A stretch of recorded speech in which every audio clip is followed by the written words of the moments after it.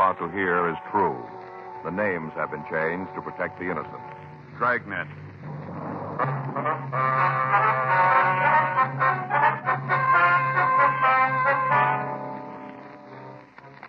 You're a detective sergeant. You're assigned to juvenile detail. A series of housebreakings has taken place in your city. The articles taken and the method of operation indicate a juvenile thief. Your job, find him. It was Tuesday, July 6th. It was hot in Los Angeles. We were working the day watch out of juvenile detail. My partner's Frank Smith. The boss is Captain Powers. My name's Friday. We were on our way out from the office, and it was 10:36 a.m. when we got to the old Central Jail building. Crime lab. Ray? Back here, Joe. Going back. Finishing up. Hi, Ray. Frank, how's it going? It's hot. It's going to hit the 90. Mm-hmm. Probably will, too. Any water around? Bottle over there in the corner. Help yourself. Thanks. How about you, Joe? No, thanks. You got anything for us, Ray? About the same as usual. Take a look. Same entrance. Cut the screen on one of the back windows, broke the glass, and climbed in. Any prints? None we could find. Here's a picture of the edge of the screen. Here. There you can see the cut edges. We got anything from it? Not much. The figure was done with a knife. If you come up with that, we might be able to tell you if you got the right one. Mm-hmm. What about the physical evidence in the house, Ray? No, not much. We got a couple of partials. Lifted them from the glass top on the dresser. Here. These pictures. Yeah, you can see here, not much to go on. Match up with the prints from the other jobs? A couple of points, but not enough to build a case on. Only thing you got that definitely ties this one in with the others is the footprint. Another one? Mm-hmm. Found it in the soft earth underneath the window. Hand me that print, will you, Frank? Oh, yeah. Yeah, here you go. Thanks. Here. There you can see it clearly, the heel mark. Same as in the others. Did you get a cast of it? Mm-hmm. You want to see it? No. No reason if you've looked it over. You got the same thing on the picture. Yeah. Anything else? You've had it. Yeah. You got a cigarette? Ran out. I haven't had a chance to get some more. Here. Thanks. Thanks, Joe. Yeah. You been able to chase down the rubber heel for us? No luck. We contacted half a dozen firms. They all tell us the same things, made special. Probably some small factory that specializes in custom-made shoes. Might be some sort of correcting shoe. You know, FP. Oh, yeah. You've had it for a couple of weeks now. Where do you sit on it? All right, well, we found it. We've talked to about every repairman in town. None of them have seen this kind of a heel before. None of them can tell us where it was made. Mm-hmm. Checked with the doctors in the area. None of them know the brand. Figured it might be one of them who sent for it. Nothing on it, though. No? It's a new one to them, too. Yeah. Wish there was more I could give you, fellas. Well, that's all right, Ray. It seems no matter which way we turn, there's another wall waiting for us. How about burglary? Anything come in from them? Well, they're checking it all down. They got the same thing we came up with. Anything turn up on the stolen merchandise? No. Burglaries made all the checks. Pawn shops have been alerted. Stuff's all cheap costume jewelry. No reason to try and hawk it. They wouldn't get anything for it. Brings you back to a motive. Why is he pulling the jobs in the first place? Well, Ray, we'll file that with where the heels are made. About the only thing we can figure is that some kid out for kicks gets his laughs from breaking into houses. There's no other reason. Stuff he's stolen you can buy by the carload in any dime store. A couple of times he's left money alone when it's in plain sight to steal some cheap pin. Looks like you got yourself a wild one. Yeah. Well, what can you tell us about the footprints? Anything? Not much. Were found under the window. Kid wasn't moving when they were made. Can't figure his stride. What about weight? Only a guess, Joe. Yeah. I'd say it came in about 140. Could be 15 pounds one way or the other. What about the size? 7. Looks like 7C. Mm-hmm. You sure about that? Well, pretty sure. Not much, is it? Best we can do. Okay. Last place, the woman was real sore. Don't blame her. Not about the costume jewelry. She didn't much care about that. Some prize gladiolas she was raising. Kid tramped all over him. Real sore that he stepped on him. Don't blame her. Says when she catches him, she's going to give him a good talking to. Tramping up all her plants. Well, we'll see you, Ray. Yeah. Sure haven't got much to go on, have you? You called it. Frank and I went back to the office, and we pulled all of the reports that we had on the thefts. We spent the rest of the morning going over them. The method of operation was apparent. Each Friday night for the past 2 months, between the hours of 8:30 and 11 p.m., a single thief had entered a home in a wealthy section of town and stolen as much worthless costume jewelry as he could carry out. On each occasion, the entry was made through a rear window. In those cases where the window was locked, the thief broke the glass and undid the latch. On each occasion, he'd left at least one footprint in the dirt around the house. The heel impression was of a type that we hadn't been able to identify. We'd gotten pictures of it out to all major shoe manufacturers, but they were unable to tell us where the shoes had been made. We'd canvassed the area where the thefts were taking place without results. Rolling stakeouts were set up on Friday nights, and they'd netted us nothing. The thief approached the home, broke into them, stole what he wanted, and then he left without being apprehended or seen. Throughout the investigation, Frank and I had been working closely with Burglary Division, but their men hadn't been able to come up with any more than we had. At 1:15 p.m., Frank and I left the office. We got something to eat, and then we started to check the playgrounds again. At each one, we'd contact a member of the park department and ask them if they'd seen anyone wearing a pair of shoes similar to the pictures that we had. Every place we got the same answer. None of them had. We stopped groups of boys on the street and asked to see their shoes. We checked malt shops, drugstores, pool halls, and bowling alleys without any result. The same operation had been going on for the past 2 weeks without bettering our chances of apprehending the suspect. 5:30 p.m. Frank and I left one of the larger bowling alleys in town and headed back for the office. Boy, I'll sure be glad to get home tonight. Yeah, Hot. sure was. Yeah, must have gone over 90. Yeah. Must have. Paper said 90, but it was hotter, I can always tell. How can you always tell? My feet, Joe. Always tell with my feet. Cold day, I can walk for a couple of miles, not have any trouble. Come the hot weather, and if I step off a curb, I got misery. Yeah. I think I'll get me another pair of shoes. Kind with the holes in them. What? Kind with the holes in them. You know what I mean. You see them all the time in the men's magazines, kind of cloth on the top. You know, real thin leather on the sole and cloth over the top, a lot of little holes in it. They're cool. Mm-hmm. You see them all the time in the magazines, don't you? Oh, yeah. Yeah, I see them all the time. You know, it's got a picture of a guy wearing them with a tan suit on.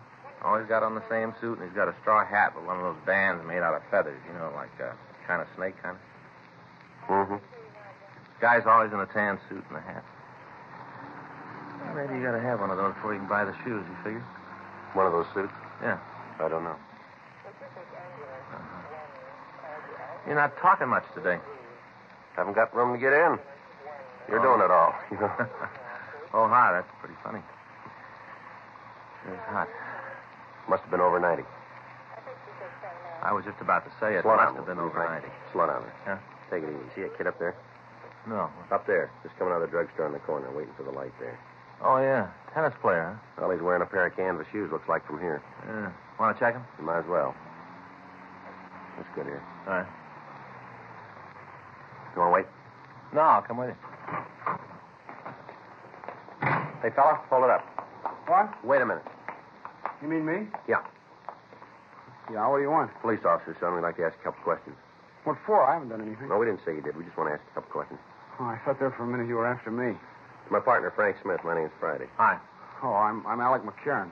What do you want to ask? You been playing tennis? No, just practicing. I go down to the handball courts at school and practice. Couldn't get a game this afternoon. Why? Let's take a look at your shoes, will you? What? Your shoes there that you're wearing. We want to see them. What is this, a joke? No. Well, sure sounds like a rib. You guys sure you're really cops? Well, here's the ID again. You want to look? Now, let us look at your shoes, will you? Okay, no reason not to. There. The soles we want to see. You sure this isn't some kind of joke? Look, son, it's no joke. Come on, Alec. Let's see the soles. Sure, there. Well, you satisfied now? Yeah. Okay for me to go now? Afraid not. Well, I say, what is this anyway? Oh, it's stopping me in the shoe thing. You looking for something special? Not anymore. We just found it. Frank and I took the boy back to Georgia Street and checked his name through R&I. We found that there was no previous arrest record for him. 7:15 p.m. We took him into one of the interrogation rooms. Your full name's Alec McCarran, is that right? Yeah. How old are you? 16. Where do you live? 4782 Fargo Street, Where's that, son? up above Silver Lake. Mm-hmm. You live with your family? Yeah. Mother and father both living? Yeah. When are you going to tell me what this is all about? Got a job, son? Not now. I got one coming up. Doing what? Box boy in a market. Supposed to go to work next week. The kid they got now is going in the Army. They promised me his job. You go to school? Yeah, I'm a senior in high school. Look, it's getting late. My dad's going to start to worry. Is it okay if I call him? We'll call him for you in a minute. Thanks. What do I tell him when he wants to know what's happening? We'll talk to him. What do you usually do nights? I don't know what you mean. Well, evening hours. What do you do? I stay home mostly. Got to get my grades up for college. I usually study. During summer vacation? My dad helps me. I got to make up a couple of credits. Thought you had to go to summer school for that. I guess I'll get out of school late. You study every night? Just about, yeah. But not everyone, huh? No, I go out sometimes. When? Mostly the weekends, Friday. What do you do when you go out? And where do you go? Shows sometimes. Anywhere else? Bowling. Sometimes just down to the library to get a book. Mostly to the show. Do you go with anybody? No. Where'd you get those tennis shoes? My dad got them for me. Where? Place back east. I had him a long time. You know the name of the place? Not right off. Someplace in Maine, I think. Mm-hmm. You know anybody else who's got a pair like them? I've never seen any others. I told you my father got them for me. He used to wear them when he was a kid. Sent back to Maine for them. Mm-hmm. You guys won't tell me what this is all about, huh? Yeah, we will. There've been a string of burglaries in town, housebreakings. The person that's been pulling them wears a pair of shoes just like yours. Like mine? That's right. You think I'm the one? Well, it looks like it, doesn't it? I better call my father. All right, we'll call him for you. Isn't the only pair of shoes in the world, you know. Only ones we've been able to find, son. There must be a lot more. Well, we're willing to see them.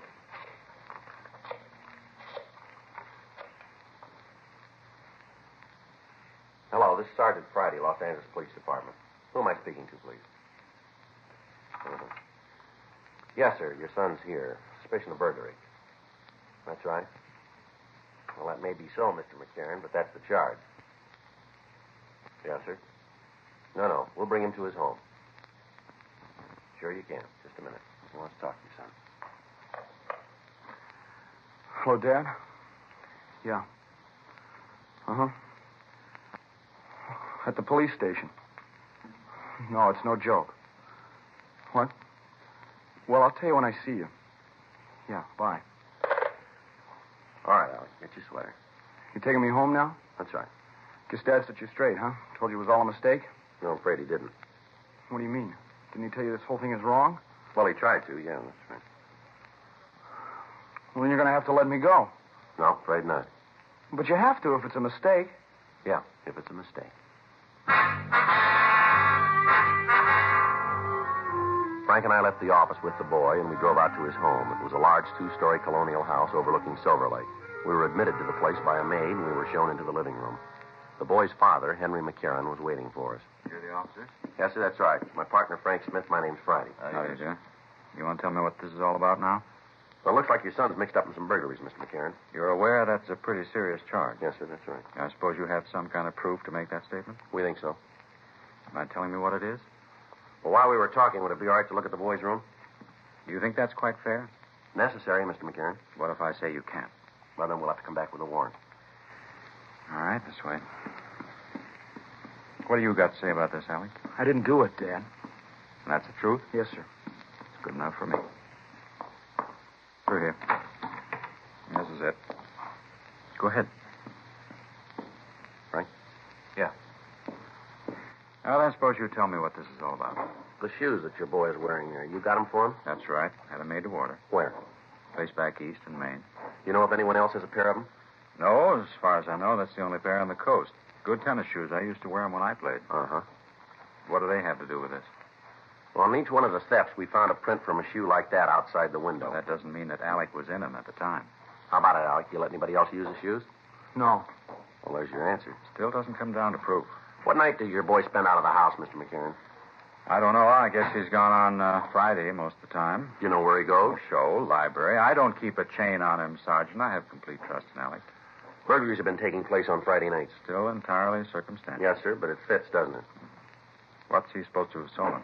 Costume jewelry. You mean 5 and dime stuff? Yes, sir. All right, there you are. You tell me why. Sir?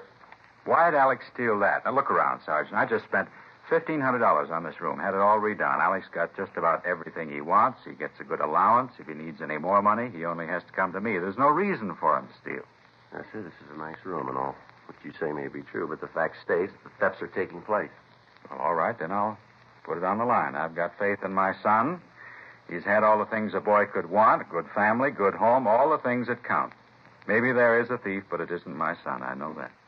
You got an explanation for the shoes for the Friday nights? No, I'll find one.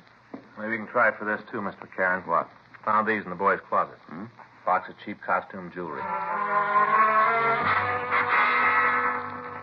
With the finding of the jewelry in Alec McCarran's room, the circumstantial case against him seemed to solidify. Although he denied any knowledge of the pieces, he was taken down to Georgia Street Juvenile and booked on suspicion of violation of Section 459 PC, delinquent. His father retained a lawyer immediately.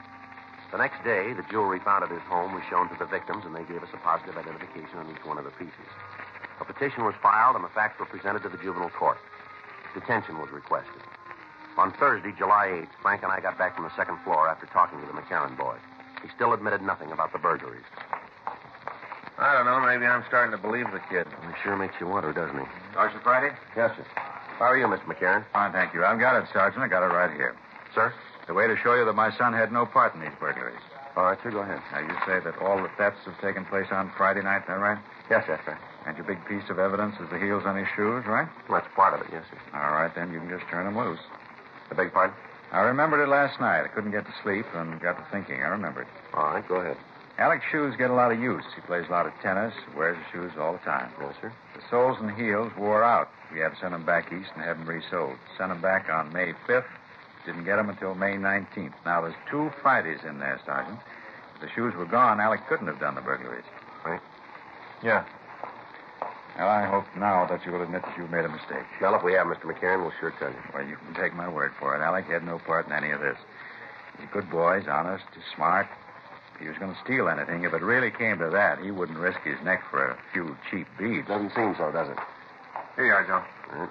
Well, what about it? What'd you find out? Just a minute, sir. Well, you're going to release my son now? No, sir. Well, if the shoes were out of state, then he couldn't have committed the thefts. Mm-hmm. Month of May, 2 Fridays in that month. Yes, sir, that's right. No burglaries on either one of them.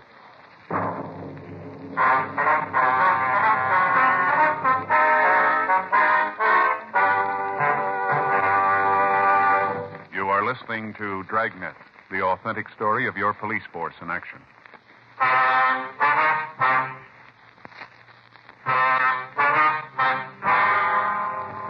Seemed like every attempt the father made to prove the innocence of Alec McCarran only turned up another piece of evidence against him. The date for his hearing in juvenile court was set, and Frank and I talked with Mr. Bowman of the probation department on the preparation of the case.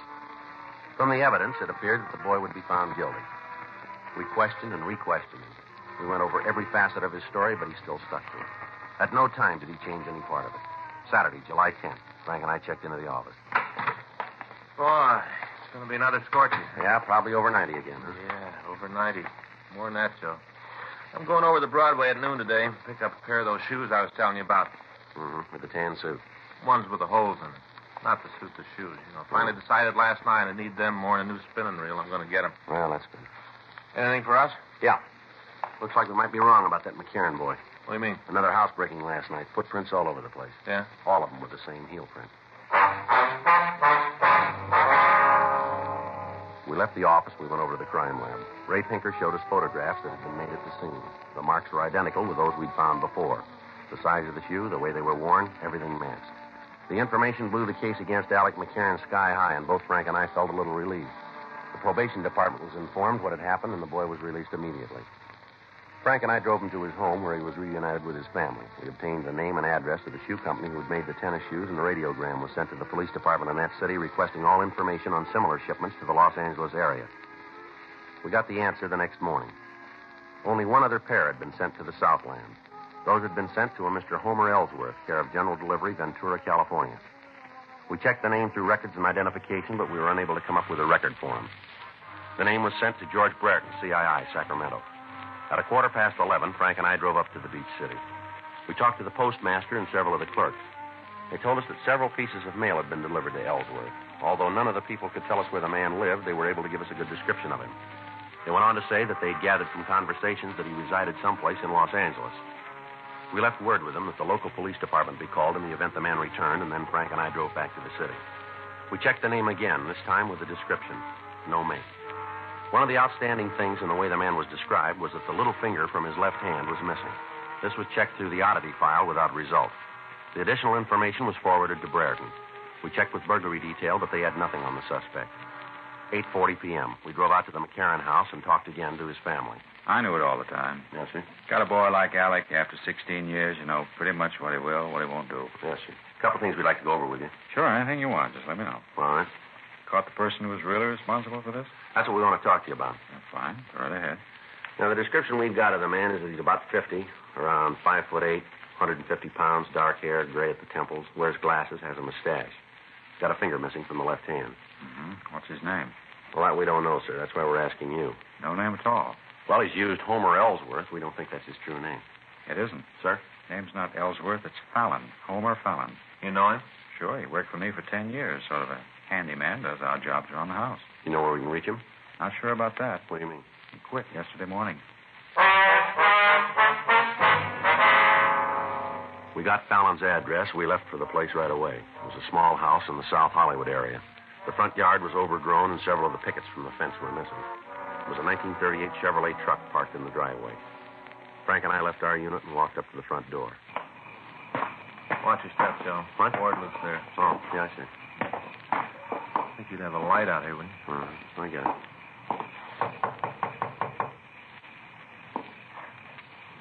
Don't hear anything. Well, he must be here. Would have taken the truck, wouldn't he? Yeah. Yeah? Homer Fallon? Who are you? Police officers who want to talk to you. Come on in. Sit down. Just fixing a little dinner. Yes, sir. Go right ahead. Spaghetti. Want some? No, sir. Pretty good. That kind that's all cooked. Just drop it in the water and heat up the sauce. Pretty good. Sure you don't want none? No, thank you. How about you? No, sir. Well, wait a minute. I'll turn down the fire and we can talk. All right, sir. You gotta watch it pretty close. Gets too cooked and you gotta eat it with a spoon. Not good that way. No, sir. Oh, you've had it, have you? You want to come in here, sir? Yeah, be right with you. Open up the sauce and I'll be right there. Maybe better come in now. What? Come on in. Sit down. Go ahead. Sit down. You haven't got no right to tell me what to do in my own house. No right at all. Frank, better check the place, huh? Yeah. Here, you got no right to go through my things. We can come back with a warrant if that'd be easier And for you you. go ahead and do it. You got no right. There's something you don't want me to find? No, I got nothing to hide. Then you won't mind, will you? I will, too. You guys come in here while I'm having dinner, causing a lot of trouble. You got no right to do this. I'm an old man. I can't take a lot of excitement. And why don't you save us all a lot of time? What? You know why we're here. You know what we want. I do? Sure you do. Why don't you tell us? Big thing over nothing. That's all it is. Can you tell us about it, will you? All the stuff put together wasn't worth $1.50. None of it. Not even $1.50. Well, then why'd you do it? Wanted to get the kid in trouble. All his life, he's had what he wanted. All his life. Different from me. Mm-hmm. I never had nothing. You put the things we found in his room, did you? Yeah. I knew you'd get to him. Wanted to sew it up. Make it look good. I put him there. Mm-hmm. And why'd you do the burglary last night? Well, I got to feeling sorry for the kid sitting in jail. You ever been arrested, Fallon? Well, a long time ago. Where? Back east. Vag charge. I was just a kid, working my way out here. Mm-hmm. Took me off a freight. I sat in a can overnight, and then they let me go. Give me a floater out of town. Mm-hmm. I got sorry for the kid. Figured if there was another stealing while he was in jail, you'd let him go. All right. Get your coat, will you? Yeah. Where is it? Closet there. Wait there, I'll get it. The only one in there. I got it. Here you go. Thanks. You know, I was sorry right after. I didn't want to hurt the kid. He's really not too bad. Mm-hmm. Didn't want to cause him no trouble. And you did pretty good, didn't you? Suppose so. Well, want to go? Yeah. Oh, I forgot the spaghetti. Got to turn it off. Right. I guess it doesn't make any difference anyway. What was that, sir? Don't make any difference about you taking me to jail. Is that right? Yeah, I cooked the spaghetti too long.